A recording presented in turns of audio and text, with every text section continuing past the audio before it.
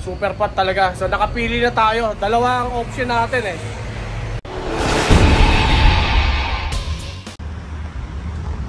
So ito yung ito yung sikat na fat bike na hinahanap-hanap natin. Nandito lang pala.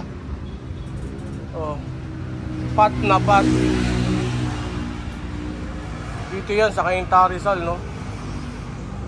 Ayan. Tinutukono nila. So nakapili na tayo. Kaya lang dalawa na pili natin. Kaya tayo yung maghahanap ng ano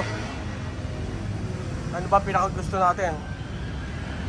Ultra wide. So mammoth yan, no? Mammoth. Mammoth, no? Brutus. So yan yung basic. Tapos may tinatanggal pa sila dito na pang setup. So dito lang ko yan. Sila yung pinaka-official distributor, dealer ng ganitong fat bike. So yan po. Sila lang ang official distributor ng Mammoth super fat bike. So within few days po magkakaroon na rin tayo ng ganyan. Scout muna tayo. Ayan, no? May mga carrier, no? Ayan. May po si Boss Apet, ha? Magiging suki natin dito for sure pag nakakuha na tayo. Ayan, no? Mammoth Empire. Ayan po. So alam nyo na, ibig sabihin na ito. Pucha, papaldo na naman tayo. Wala na natin lapit na sweldo, alam na. So dito lang po yan, Watabike. Watabike. Pag tinanong, magkano binili? Huwag sasabihin ng presyo. Okay. So drop by lang ho kayo dito. Sa may Cainta lang ho to. Ganda, grabe, ganda ng setup. Pucha, pag nag-setup tayo, gagastos na naman tayo yan for sure. Okay. Ayan po.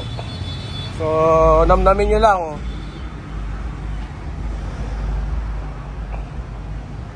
Sampa. Ito na nga, no? Nakita nyo na. So, yan yung mga fat bike na Brutus, no? Empire. Tapos, super fat talaga. So, nakapili na tayo. Dalawang option natin eh.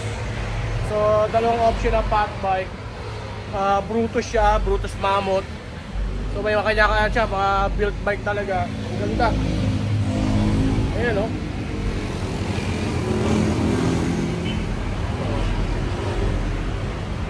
Diba?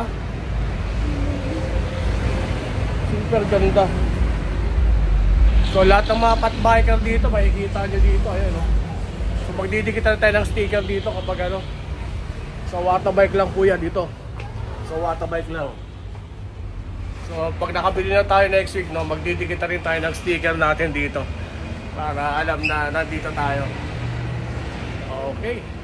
Sweldo na lang kailangan. Ilang araw na lang, sweldo na. Yan, pwede po sila mag-deliver, no? Pwede sila mag-deliver. So sila Boss Apet, pati yung boss niya. So madaling kausap, talagang babait po. So, ine-explain po ng anong klaseng configuration setup ito. Sige po, tapos na. Alis na po ako. Bye-bye.